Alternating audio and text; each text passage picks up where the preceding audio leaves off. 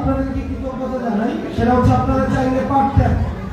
আপনারা বাংলাদেশের 3 কোটি মানুষের প্রতিনিধিত্ব করেন, প্রান্তিক জনপদ, যাদের কথা গণমাধ্যমে আসে না, যারা ক্যামেরা দেখলে মুখ লুকিয়ে ফেলে, যারা হচ্ছে যাদের 2-4 জন মানুষ ফেস করতে পারে না, গ্রামের চাষা ভূষা, যাদেরকে শহুরে কিতাবে যাদের হচ্ছে স্থান নাই, শহুর কাঠামোতে যাদের অবস্থান নাই, ওই সব মানুষগুলোর প্রতিনিধিত্ব আপনারা করেন।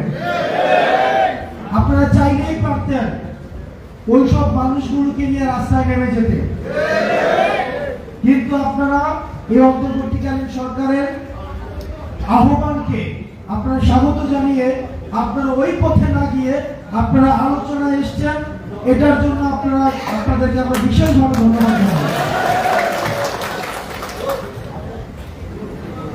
আমরা খুব অবাক হয়েছি, ফুয়াদ ভাইয়ের সাথে আলোচনা হচ্ছিল বেশ কিছুদিন আগে।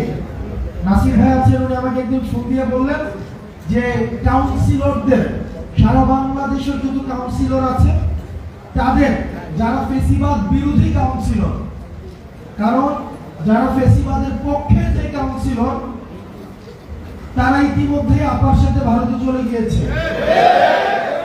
অথবা যারা যায়নি তারা মাঝে মাঝে আপার সাথে একটু ফোনে কথা বলে ভারতে চলে যাওয়ার ব্যবস্থা করছে।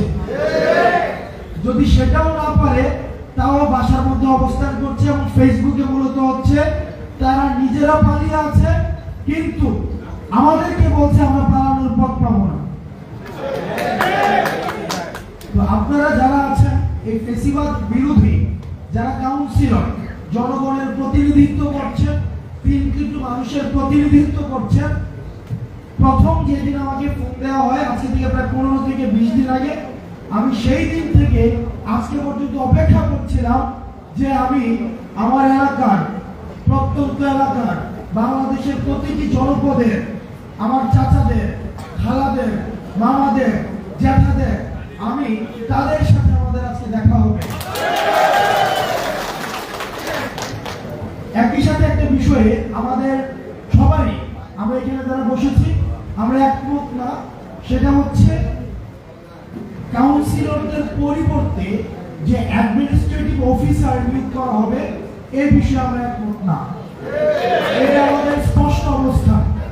কারণ এই যে একটা আমলাতান্ত্রিক যে কাঠামো রয়েছে, এই আমলাতান্ত্রিক কাঠামোকে নিশ্চয়ই আমার যেই হাল চাষ করে যে আমার কৃষক ভাই আছেন, যে তাঁতি আছেন, জেলে আছেন, কামার, কুমুর, রেমিটেন্স যোদ্ধা, যেই কৃষকের মেয়ে গার্মেন্টস কর্মী, যেই কৃষকের ছেলে রেমিটেন্স যোদ্ধা, যেই কৃষক যিনি চাষ করে দেশের অর্থনীতিকে সচল রাখে, তারা অ্যাডমিনিস্ট্রেটিভলি আমলাতান্ত্রিক জটিলতার মধ্যে তারা যেতে চায় না।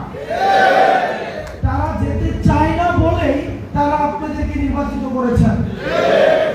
হয়তো তাদের কারোর সাথে আপনাদের ব্যয়ের সম্পর্ক, কারোর সাথে তালুই, কারোর সাথে বুঝেন তো এগুলো আমার এলাকাতে বুঝেন, কারোর সাথে হচ্ছে এই একটা মিথ্যতার সম্পর্ক। তাদের 9টা-5টার অফিসের টাইম নাই। তারা জানাজা থেকে শুরু করে, লাশের দাফন থেকে শুরু করে, সুন্নতে খতনা, নাকফুল ফুটানো, তারপর হচ্ছে যে প্রসব, যে প্রথম বাচ্চাদের জন্ম হয়, প্রত্যেকটা জায়গায় আমরা যাদের উপস্থিতি পাই সেটা হচ্ছে স্থানীয় যারা প্রতিনিধি আছে তাদের।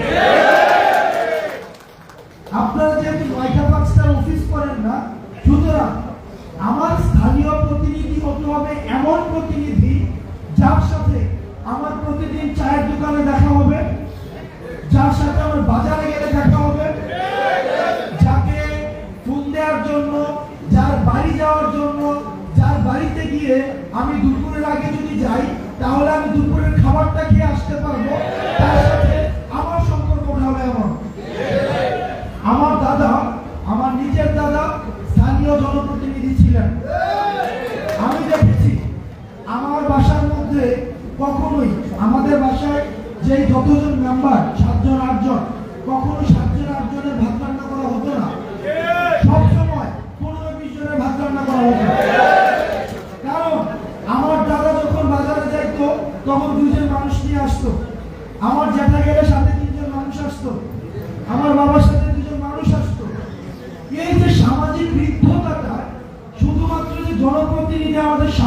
করবে, আমাদের বাজেট দিবে, আমাদের সমস্যা সমাধান করবে, শুধুমাত্র এটাই না, বরং আমাদের যে সোসাইটিকে একসাথে ধরে রাখা যে ব্যাপারটা, এই যে এখন শহরে, আমাদের শহরে একটা ফ্ল্যাটের মধ্যে আমরা থাকি, এক রুমে কি হয় আরেক রুম কিচ্ছু জানে না, এক রুমে একটা মা থাকে, আরেক রুমে সন্তান থাকে, আরেক রুমে হাজবেন্ড অফিস করে 9টা-5টায় তারা থাকে, কারোর সাথে কারো দেখা হয় না, কাজের মহিলা রান্না করে যার যার মতো করে সে খায়। এই যে আমাদের সামাজিক ঋদ্ধতাটা নষ্ট হয়ে গিয়েছে, একটা এই যে জনপ্রতিনিধি এই কাজটা অন্তত করে, সুতরাং এই 9টা-5টার অ্যাডমিনিস্ট্রেটিভ অফিসার দিয়ে এই জনপ্রতিনিধির অভাব কোনোদিনও পূরণ করা সম্ভব না। দ্বিতীয়ত, আমরা আমাদের জায়গা থেকে দেখেছি আপনারা এই যে 1700 ফেসিবাদ বিরোধী আপনারা যারা জনপ্রতিনিধি ছিলেন, আমরা আপনারা 3 কোটি মানুষের প্রতিনিধিত্ব করছেন। যেই 3 কোটি মানুষ ফেসিবাদের বিপক্ষে গিয়ে আপনাদের পক্ষে অবস্থান নিয়েছিল, আজকে যদি আপনাদেরকে সরিয়ে দেওয়া হয় তাহলে তাদের সেদিনের অবস্থানটাকে ভুল প্রমাণ করা হয়। সেই জায়গা থেকে আমরা চাইব, আমরা এই বিষয়ে আমাদের যে এলজিআরডি মন্ত্রী রয়েছেন আসিফ মাহমুদ, আমাদের জুনিয়র আমার ছোট ভাই এখন মন্ত্রী মহোদয়, আমরা এই আসিফ মাহমুদকে অবশ্যই আমরা অ্যাপ্রোচ করব, এটা নিয়ে দ্রুততম সময়ে একটা কমিশন। আমি আমার চাচার কাছে আমার সমস্যা বলতে চাই, আমি আমার ভাইয়ের কাছে আমার সমস্যা বলতে চাই, আমি আমার খালুর কাছে আমার সমস্যা বলতে চাই।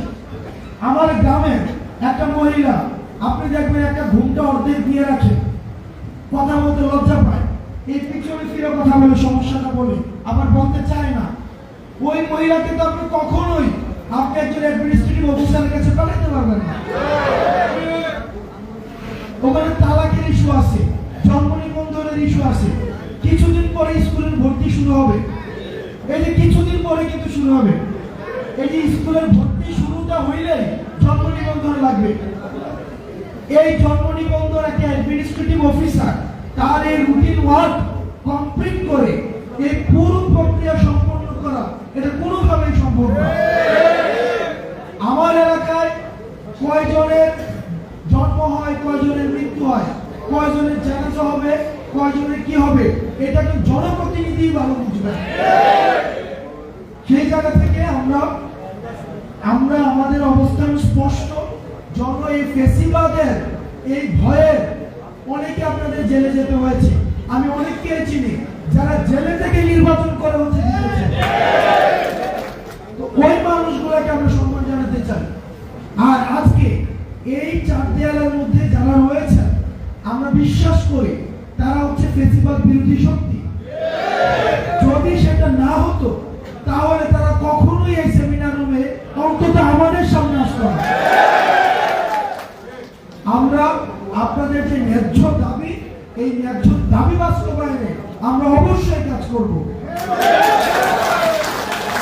এবার পরবর্তী বাংলাদেশ বিনির্মাণের ক্ষেত্রে আমরা ছোট মানুষ, আমাদের অভিজ্ঞতা কম, আমরা শিখছি, আমরা দেখছি, আমরা ঠেকছি, আমরা ভুল করছি এবং আমরা শিখছি।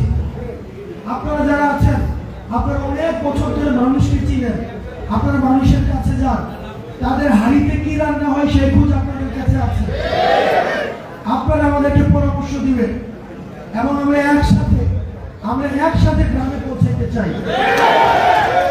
আমরা শহরে বসে এসি রুমে এই প্রেস কনফারেন্স করে যতই বক্তব্য বিবৃতি দেই, এগুলো হচ্ছে গ্রামের মানুষ পর্যন্ত পৌঁছায় না। দিন শেষে আমার মাটিতে ফিরে যেতে হবে, আমার গ্রামে ফিরে যেতে হবে। এই শহরের প্রেস কনফারেন্সের এসি রুমে যারা হচ্ছে বক্তব্য বিবৃতি দেয়, তাদের জানাজার জন্য কিন্তু ঠিকই তাদের গ্রামে নিয়ে যেতে হবে। আমরা আপনাদেরকে সাথে নিয়ে, আন্দোলনটা হয়েছিল শহরে, আমরা আপনাদেরকে সাথে নিয়ে আমরা প্রত্যন্ত এলাকার গ্রামের প্রান্তিক মানুষদের কাছে আমরা পৌঁছাইতে চাই এবং সেক্ষেত্রে আমরা আপনাদের সহযোগিতা চাই।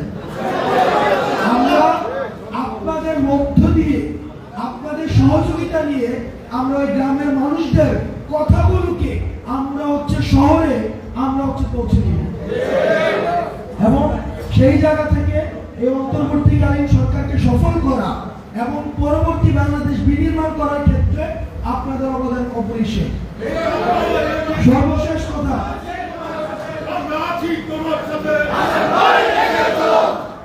আচ্ছা আপনারা আমার সাথে, আপনারা এই বাংলাদেশের সাথে থাকলে হয়েছে, আপনারা এই বাংলাদেশের পক্ষে থাকেন, আপনারা নিজের সাথে থাকেন। আমরা যখন সবাই বাংলাদেশের পক্ষে থাকবো তখন এই ভারতে বসে যে দালালরা আছে, ফ্যাসিস্টরা আছে, যত ষড়যন্ত্র করুক না কেন কখনোই কিছু করতে পারবে না। কারণ হাসিনার পক্ষে সবাই ছিল আর তারা বাংলাদেশের পক্ষে ছিল না, যার কারণে তাদেরকে পালাই যেতে হয়েছে। সর্বশেষ কথা, আমি হয়তো আপনাদের কারো ভাতিজা, আমি আপনাদের কারো ছোট ভাই, আমি আপনাদের কারো সন্তান তুল্য, আমি আপনাদের কারো নাতির বয়সের, আমি আপনাদের কাছে অনুরোধ করব, আপনারা দয়া করে এমন রাজনীতি করবেন যে রাজনীতি করলে ক্ষমতায় না থাকলেও যেন পালাই যেতে না হয়। আপনারা ভালো থাকবেন। আপনাদের সাথে আমাদের 56,000 এই যে বর্গমাইল, 1,47,000 এই যে কিলোমিটারের আমাদের যে বাংলাদেশ রয়েছে, টেকনাফ থেকে তেঁতুলিয়া, রূপসা থেকে পাতুরিয়া, প্রত্যেকটা গ্রামে আপনাদের মাধ্যমে দেখা হবে। আসসালামু আলাইকুম ওয়া রাহমাতুল্লাহ।